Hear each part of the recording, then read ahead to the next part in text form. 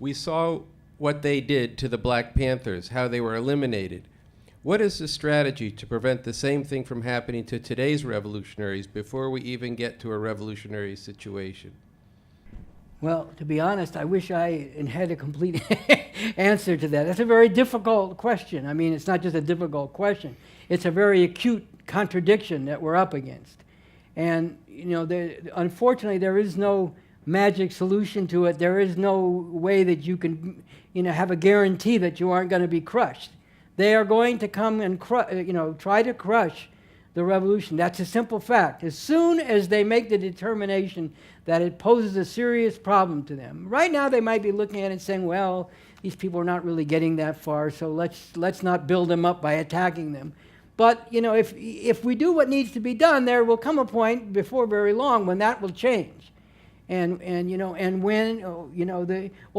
get someone like Donald Rumsfeld, who has decided, never mind, let's not even wait till it gets anywhere. Let's crush it now.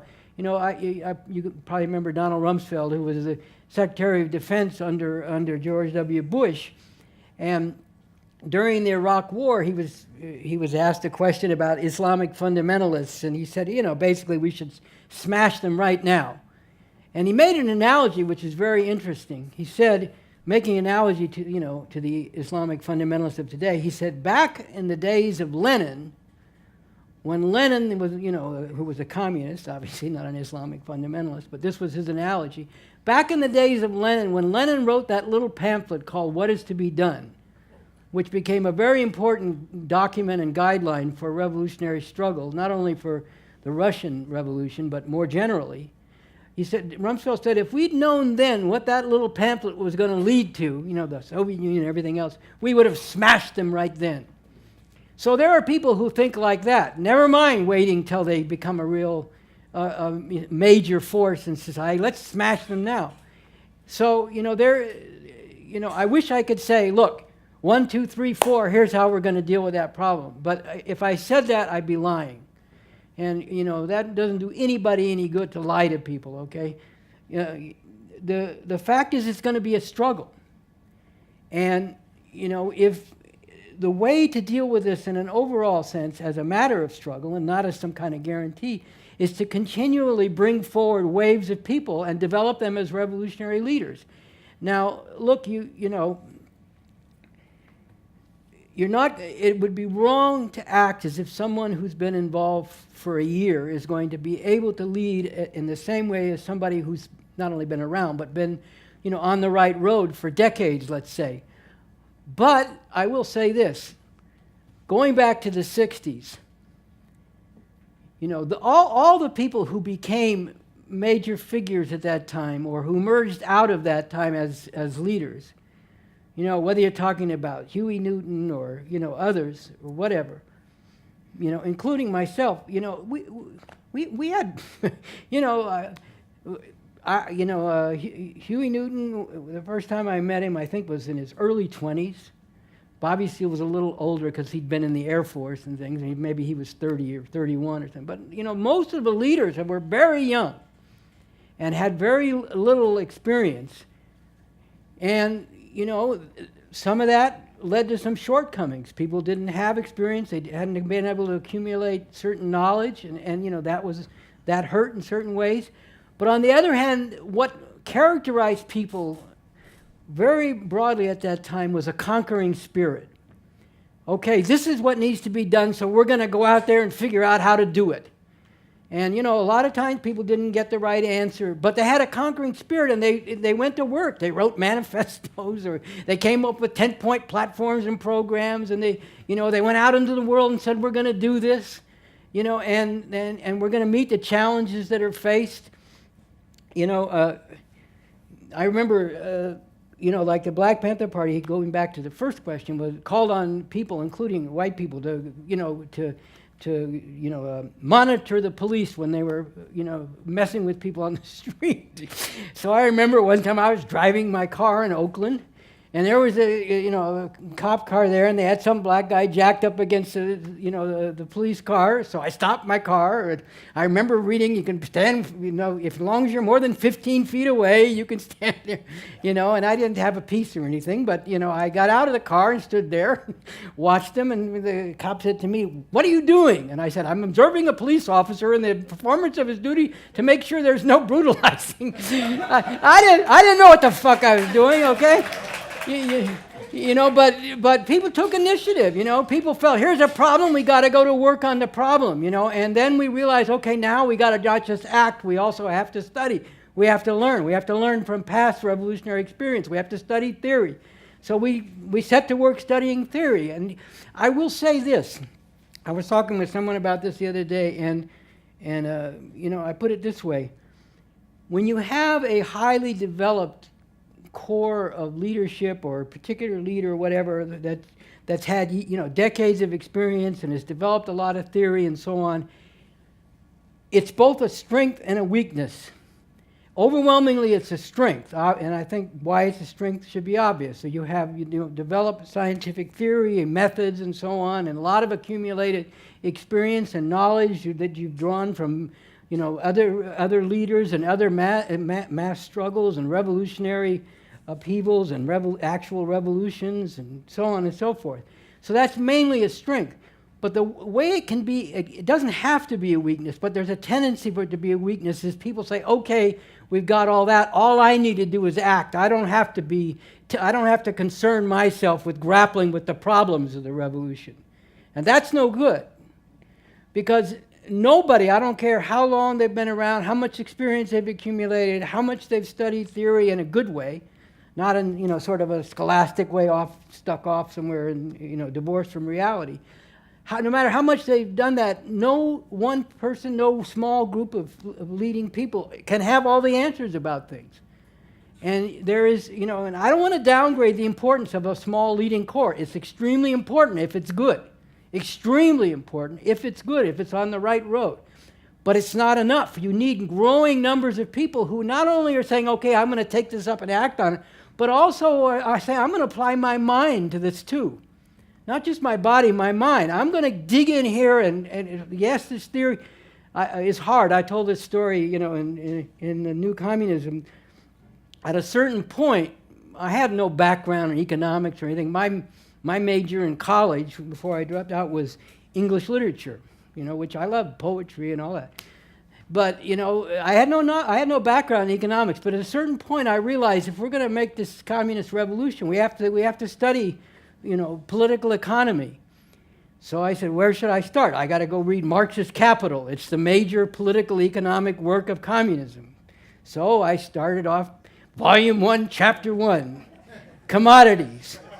I started reading, and about 3 or 4 times I went, what the fuck? And I just threw the book against the wall. What the fuck is he talking about? I can't understand this shit. Why can't he just say this in more simple terms? And so then I said, okay, look, but this is important. So I went back and finally I made a breakthrough. Oh, that's what he's talking about. Okay, I get it now a little bit. And then I stuck with it. Okay, so, it was hard. I'm not going to pretend. I had a certain kind of background where I was able to, I had the freedom and the luxury, if you will, to engage in working with ideas and intellectual activity. So this wasn't, this was an advantage of mine, but still, this was completely, foreign territory to me. And it was very hard.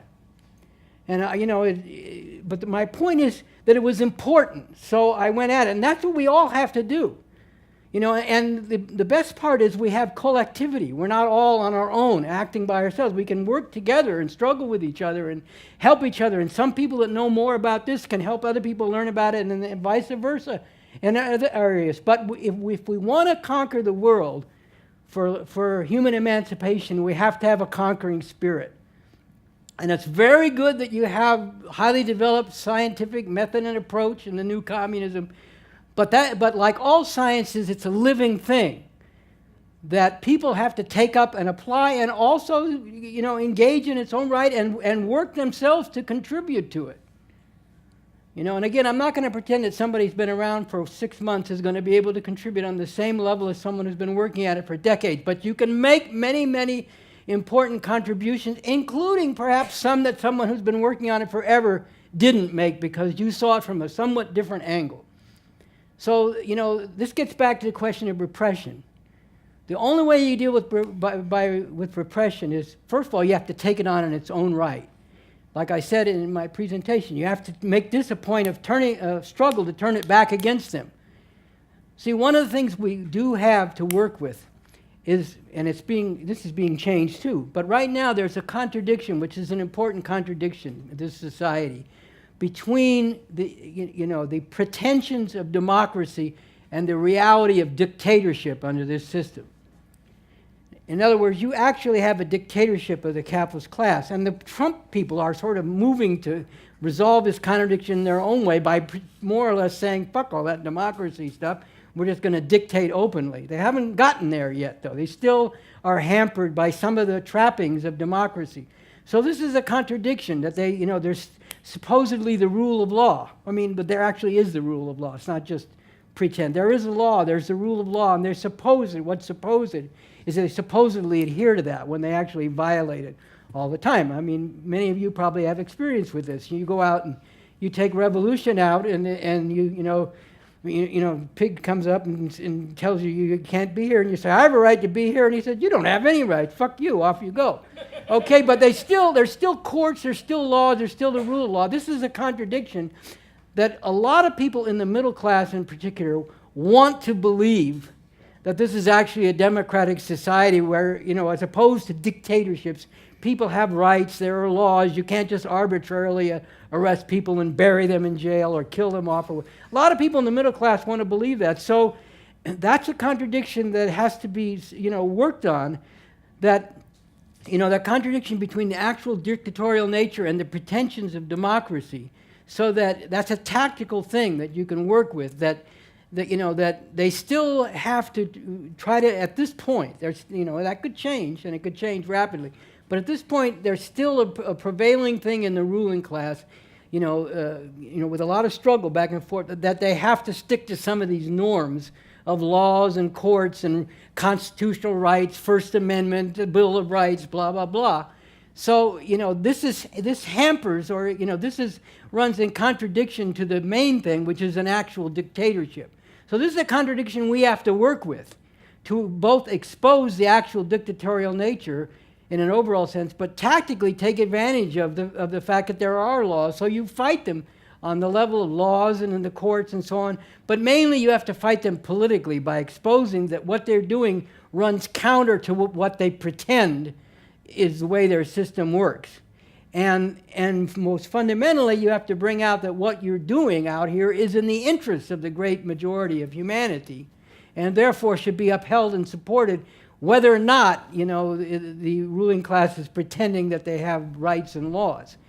So, that's one contradiction we can make use of, but it's only tactical. It's not going to prevent them from moving to crush the whole thing. If it comes down to it between the if they see a threat to their system, and that's in contradiction to their pretensions of rights and constitutions and so on, the rights and constitutions will go, and the smashing of people will take precedence. So there's no easy way around this, to get back to that. We just have to wage a struggle. This is a key arena of struggle in building for the revolution, to bring forward masses of people to oppose the repression. And also, as I was speaking to earlier, people have to dig in and become leaders themselves and bring forward and train new leaders, so that even if and as sections of leaders, including very important leaders, get removed from the scene in one way or another, there are other people who can step forward and rise to the challenge. And so this is what we all have to go to work on. We have to fight the repression in its own right, including taking tactical advantage of that contradiction between the reality of dictatorship and the pretension of democracy. But we have to mainly fight it politically in terms of what we're all about and why it's right. And we also have to work to become leaders and bring forward new leaders. We need wave upon wave of people who are learning to be leaders. Back in the 1969, I was in my 20s, and we needed to write polemics. I wrote a lot of polemics And I'm sure if I go back and looked at it, and I'd say, well, I could do a little better than that now, I hope. But it needed to be done, is my point. It needed to be done, and there wasn't somebody else to do it right then, so I did it, And this is, analyses needed to be made, polemics need to be written, articles need to be written, speeches need to be given. So we all have to rise to it as best we can, and then collectively help each other to do better and to learn more.